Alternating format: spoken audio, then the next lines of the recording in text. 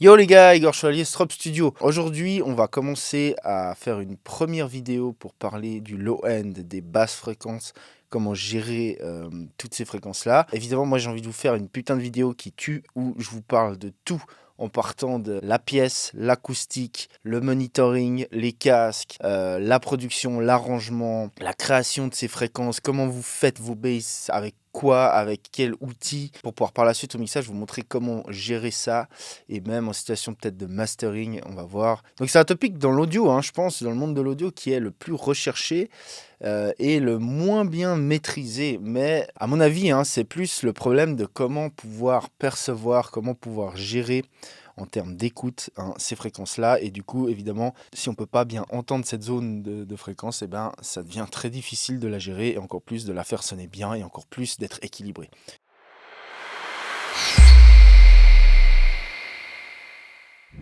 Juste avant qu'on commence, n'oubliez pas de mettre un petit pouce en l'air, commentez si vous avez des questions pour les futures vidéos que je puisse vous répondre au fur et à mesure. Et pour ceux qui souhaiteraient soutenir la chaîne financièrement, entre guillemets, j'ai créé un Patreon, je vous mets le link en bas, sur lequel vous pouvez aller vous abonner. Et ça m'aidera financièrement à pouvoir vous faire plus de vidéos, parce que mon problème c'est le temps, j'ai pas assez de temps pour vous faire beaucoup de vidéos comme j'aimerais vous le faire. Si j'ai une petite contrepartie financière, eh ben, ça va me libérer du temps et je pourrais vous faire encore plus de contenu qui est encore plus de qualité. Ok, donc on arrête de parler un petit peu et on y va. Je vais vous montrer la base. On va commencer par les speakers. Donc ici, je vous montre un de mes subs. Moi, j'en ai deux. Je vous montre un petit peu ce qui est optimal d'avoir. On a certaines caractéristiques techniques qu'on doit avoir absolument si on veut vraiment faire bien les choses, c'est-à-dire vraiment pouvoir entendre ces fréquences-là. Ok, et si on les entend pas de manière optimale et surtout de manière juste, comment vous voulez les traiter? C'est juste pas possible. D'accord? Donc c'est la base, number one, pour pouvoir gérer son low-end, c'est déjà de pouvoir l'entendre. Donc dans l'absolu, pour un speaker, ok, pour un haut-parleur, il faut une certaine taille physique de membrane pour pouvoir générer des fréquences basses. C'est-à-dire que concrètement, plus vous voulez pouvoir générer des fréquences basses, plus la taille du cône, de l'haut-parleur, doit être grande. Je ne vais pas rentrer en détail dans l'anatomie et on va dire entre guillemets caractéristiques techniques de comment fonctionnent des haut-parleurs, c'est pas le but de la vidéo, mais pour faire simple, pour vulgariser le truc, un haut-parleur, un cône, en fait, simplement quand vous voyez une waveform dans un soft, dans un DAW, cette waveform que vous voyez, qui fait donc des pressions et des dépressions, c'est-à-dire que vous avez une ligne à 0 et la waveform va au-dessus du 0 et en dessous, donc en positif et en négatif, et concrètement, ça représente le mouvement de cette membrane de votre haut-parleur. Ok ? Et concrètement, nous, le son, ce qui fait qu'on entend les basses fréquences, c'est grâce au haut-parleur qui vibre à la vitesse de ces basses fréquences, ok ? Et qui fait donc vibrer l'air, entre guillemets, en simplifiant les choses. Et c'est cette vibration que notre oreille capte, notre tympan va vibrer à la même vitesse et va traduire ça dans notre cerveau électriquement en ce qu'on entend, en gros. Donc voilà, plus la fréquence elle est basse, plus le speaker il va avoir besoin d'un grand haut-parleur avec un large diamètre parce qu'il va devoir bouger plus d'air et à plus fort niveau pour qu'on puisse l'entendre. Ok, donc ça c'est le point numéro 1. Si on veut déjà pouvoir espérer entendre ces fréquences-là, il nous faut une taille de speaker qui soit suffisante. Si vraiment on veut un système d'écoute optimal avec des vraies basses fréquences, il va falloir investir dans des subs. Donc on peut investir dans un sub, dans deux subs, pour mettre un de chaque côté. Moi c'est ce que j'ai au studio par exemple, ça c'est vraiment le must, c'est l'optimal. Après évidemment je comprends bien que pas tout le monde peut se permettre ça, c'est pour ça que je fais ces vidéos, c'est parce que je vais vous montrer aussi comment pallier à ces problèmes si vous ne pouvez pas vous offrir ce genre de sub et ce genre d'outils on va dire d'écoute. Mais dans l'absolu, malheureusement, si on ne l'entend pas réellement clairement de manière juste, ces fréquences elles vont être dures à gérer et c'est la grande raison pour laquelle les gens galèrent toujours avec ce low-end, c'est parce que la plupart du temps ils ne peuvent pas correctement l'entendre ou même correctement le ressentir. Plus on descend bas, moins on les entend réellement ces fréquences, mais on les ressent. En faisant large, si on part à peu près de 80 Hz, entre 80 Hz et 20 Hz, c'est des fréquences qu'on va plus ressentir physiquement que entendre réellement.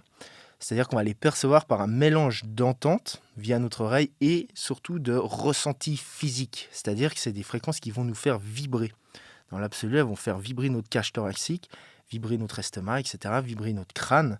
Et c'est un mélange de ça et de l'écoute qui fait que notre cerveau interprète ces fréquences. Et donc rappelez-vous, la taille du cône à avoir. Donc concrètement, plus les haut-parleurs sont larges, plus ils vont être capables de descendre bas en fréquence. Bon, ok, maintenant que vous avez compris qu'il faut donc des haut-parleurs d'une certaine taille pour produire ces fréquences et les gérer correctement, il y a un truc qui vient en plus, évidemment, c'est l'acoustique de la pièce dans laquelle vous utilisez ces haut-parleurs. Et je dirais même qu'à la limite, c'est presque plus important que le haut-parleur en soi. Parce que, évidemment, vous pouvez acheter les meilleures enceintes du monde. Si vous n'avez pas une pièce qui est traitée acoustiquement, ce que vous allez entendre va être la pièce, en fait. Ça va pas être les enceintes, ça va pas être le son des enceintes, ça va être une écoute donc complètement colorée à cause de plein de phénomènes qui sont les réflexions, les ondes stationnaires, la réverbération, etc. Spécialement dans les basses fréquences, c'est là où il y a le plus de problèmes dans les pièces, acoustiquement parlant, hein, parce que ces basses fréquences-là sont très dures à traiter, elles sont très dures à absorber et elles sont très dures à gérer, dû à leur nature qui est des grandes longueurs d'onde qui font en fait qu'elles ont beaucoup d'énergie et cette énergie est dure à contrôler. Créer une bonne acoustique dans une pièce, c'est quelque chose qui n'est pas donné la plupart du temps et en plus qui demande des connaissances qui n'est pas acquis à tout le monde. Moi, par exemple, je suis pas du tout acousticien, c'est-à-dire que c'est un travail acousticien, c'est un job. Moi, pour le studio, j'ai utilisé un acousticien. Je ne l'ai pas fait moi-même parce que c'est quelque chose dont j'ai pas les skills, j'ai pas les connaissances techniques pour faire ça de manière optimale, si vous voulez.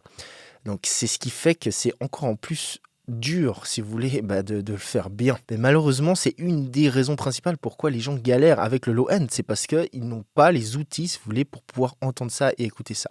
Donc évidemment, vous pouvez faire plein de choses.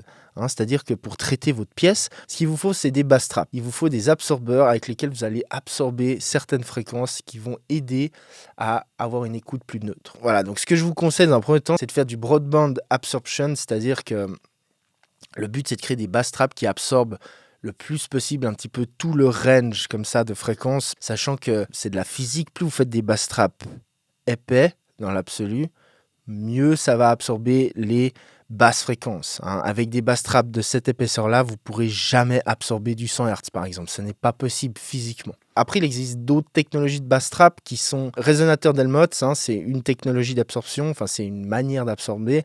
Puis après, vous avez aussi des bass traps qui ont des membranes en fait à l'intérieur qui vont en gros vibrer à une fréquence précise. Donc pour ça, ça c'est vraiment des bass traps qui vont être custom DI, qui vont être faits sur mesure pour les problèmes d'une pièce. Allez plutôt voir comment en fabriquer vous-même et en faire des qui sont un petit peu adaptés à vos besoins plutôt que d'acheter des trucs tout faits de cette épaisseur-là. Parce que sincèrement, ça c'est un petit peu du bullshit. Il y a beaucoup de bullshit autour de ça, dans ces absorbeurs qui soi-disant absorbent du 100 Hz alors qu'ils sont épais comme ça. Ça, c'est juste pas possible physiquement. Ok, donc faites-vous pas avoir avec tout ça.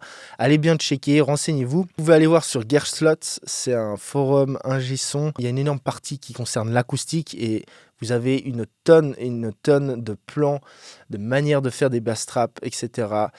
Pour les faire vous-même. Donc malheureusement, par contre, c'est un forum qui est en anglais, quoi. Donc ceux qui parlent que français, je suis désolé pour vous, j'ai pas vraiment trouvé d'équivalent en français. Et la deuxième partie qui sera réservée plus aux grandes pièces d'écoute, ça va être plus la diffusion. On va aider à diffuser le son, les réflexions comme ça, elles vont se faire diffuser. En gros, le principe, c'est que le son arrive contre un mur, au lieu qu'il se réfléchisse de manière clean, il va arriver contre le mur et là, il va être cassé en plein de petits bouts, il va être diffusé dans tous les sens. Ok, ça aide à aussi gérer ces problèmes acoustiques. Ça, c'est vraiment plus réservé aux pièces un peu plus grandes. Ça sert à rien de mettre des diffuseurs. Ça, vous pouvez en voir des tonnes sur Internet, des gars qui ont des toutes petites pièces qui ont des diffuseurs partout. C'est ridicule. Ça sert à rien. C'est du bullshit total. Ok, c'est très joli, les diffuseurs, ça je dis pas. Il y a des diffuseurs comme ça, c'est très beau, c'est très design, c'est très graphique. Mais en termes de son acoustique, ça ne sert à cut dans les petites pièces, c'est du bullshit. Okay, moi, par exemple, ici, dans une pièce, j'ai déjà une belle pièce, j'ai une pièce de 50 mètres carrés à peu près, je n'ai aucun diffuseur, j'ai que de l'absorption ici, c'est pour vous donner un exemple. Okay, et après, de toute façon, il faut vous dire un truc, qu'aucune pièce n'est parfaite. Le tout, c'est de connaître justement les problèmes de votre pièce. Et pour ça, il faut faire des mesures. Donc, si vous avez une pièce qui n'est pas parfaite, qui est un petit peu traitée, et que vous faites une mesure, et du coup, vous allez voir les points faibles de votre pièce. Vous allez savoir, je vous donne un exemple bête, peut-être qu'à votre point d'écoute, votre sweet spot, vous avez un creux peut-être de, 5 à 6 dB à 70 Hz par exemple. Mais si vous le savez, si vous en êtes conscient, et bien quand vous allez mixer, vous allez pouvoir double-checker par exemple au casque pour cette région précise-là et vous allez pouvoir encore mieux gérer ce problème, c'est-à-dire vous allez être conscient du problème que vous avez à cette zone de fréquence-là et vous allez faire ce qu'il faut en fait pour combler ce trou tout bêtement. Ok, la première des choses, c'est déjà être conscient des problèmes acoustiques de sa pièce. Dès le moment où vous en êtes conscient, vous allez naturellement compenser d'une manière ou d'une autre, que ce soit avec des casques, que ce soit avec des analyseurs spectraux, etc. Il y a plein de manières de double-checker, de vérifier ce qu'on fait dans cette zone-là. Ok, mais la première des étapes, c'est vraiment de réaliser et de comprendre les problèmes que vous avez dans votre pièce. Je sais bien que dans la vraie vie, pas tout le monde peut avoir tout ça, c'est-à-dire des grosses enceintes, des gros subs bien placés avec en plus une acoustique qui suit derrière. Donc, quelles sont les solutions si on n'a pas ça, ce qui est le cas de beaucoup de gens? Vous pouvez compenser avec des choses. La première, ça va être les casques. Les casques, ils ont une particularité comparée aux haut-parleurs. Un haut-parleur, il diffuse, il fait vibrer de l'air, et nous, on va entendre ce son à travers l'air qui vibre concrètement. Un casque, c'est pas la même chose. Un casque, il est plus ou moins suivant la technologie du casque. Par exemple, vous avez des casques ouverts, ok? C'est-à-dire, c'est des casques qui vous isolent le moins du monde extérieur. Vous avez des casques fermés, donc c'est-à-dire que eux, ils encapsulent comme ça vos oreilles et vous entendez beaucoup moins ce qui se passe à l'extérieur. Ensuite, vous avez les in-ear, par exemple, qui eux sont des petits conduits que vous allez mettre dans vos conduits auditifs, ou vraiment avec les in-ear, ce qui se passe, c'est que vous couplez, on va dire quasiment à 100%, le tout petit haut-parleur entre guillemets que vous enfilez dans vos oreilles, vous le couplez directement avec votre oreille. C'est-à-dire qu'il n'y a quasiment pas d'air entre le tympan et ce qui diffuse le son qui est le in-ear. Donc dans ce cas-là, ça change tout. C'est-à-dire qu'on peut avoir des réponses en fréquence très basses. On peut vraiment bien entendre les basses parce qu'on a besoin de beaucoup moins d'énergie pour produire, si vous voulez, pour faire vibrer. Par exemple, je vous prends l'exemple du 20 Hz, à 20 Hz votre tympan.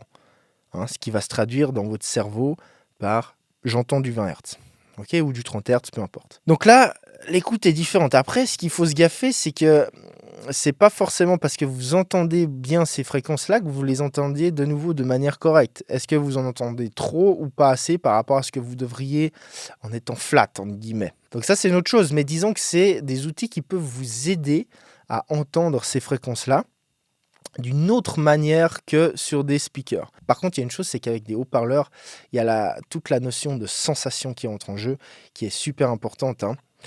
Cette zone de fréquence, c'est les subs, ce qui vous fait vibrer, c'est ce qui vous donne envie de danser, par exemple. C'est ce qui vous donne une sensation de power, de puissance. Émotionnellement parlant, en fait, ça se traduit par plein de choses, ces fréquences-là. Donc ça, c'est une variante vraiment, on va dire, importante à avoir quand même pour pouvoir être optimal en termes de traitement dans cette zone de fréquence.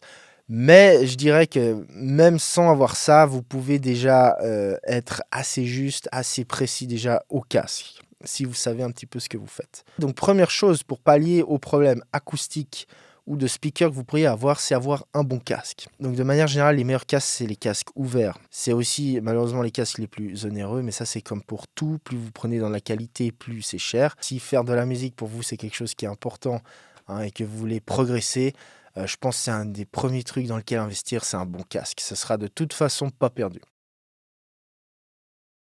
On va parler ici, ça c'est ce qu'on appelle les courbes de Fletcher et Monson.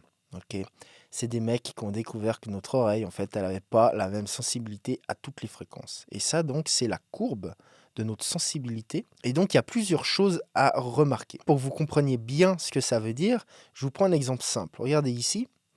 Ici, on a par exemple le 4 kg. Donc le 4 kg, c'est sensiblement la région dans laquelle on est le plus sensible.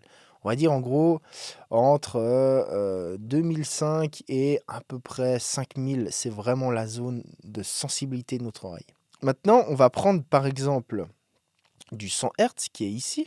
Ok, donc on fait notre petit trait. Ok, et là, on voit que le 100 Hz, il est sur la courbe à un endroit différent. Donc concrètement, ça veut dire quoi? Maintenant, je prends deux sinus. Je prends un sinus de 4K, un sinus de 100 Hz. Pour que j'entende ces deux sinus au même niveau, ok, vous les comparez. D'un côté, vous avez le 4K, à l'autre côté, vous avez le 100 Hz. Pour que vous les ressentiez, vous les entendiez au même niveau, on va devoir mettre le 100 Hz 30 dB plus fort que le 4K, grossièrement à peu près, j'ai pas le chiffre exact, mais c'est que ça vous donne l'idée, pour qu'on l'entende au même niveau. Donc ça veut dire que concrètement, ce qu'on entend le moins bien, là on voit, ce qu'on entend le moins bien, c'est quoi? C'est toute la zone des basses fréquences. OK?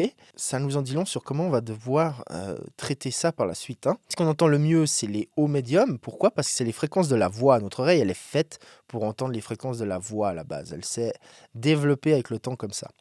OK, vous voyez que dans les extrêmes aigus, on est un peu moins aussi, sensible, mais rien à voir avec les basses, hein. Mais maintenant, ce qu'on a regardé comme courbe ici, c'était à bas volume, d'accord? Donc à bas volume, notre oreille est tout sauf linéaire, hein, comme vous voyez là, hein. On a vraiment des énormes différences de niveau entre les différentes fréquences. Maintenant, il y a une deuxième chose qu'il faut bien comprendre, c'est que plus vous écoutez fort en volume, plus notre oreille elle a tendance à se linéariser.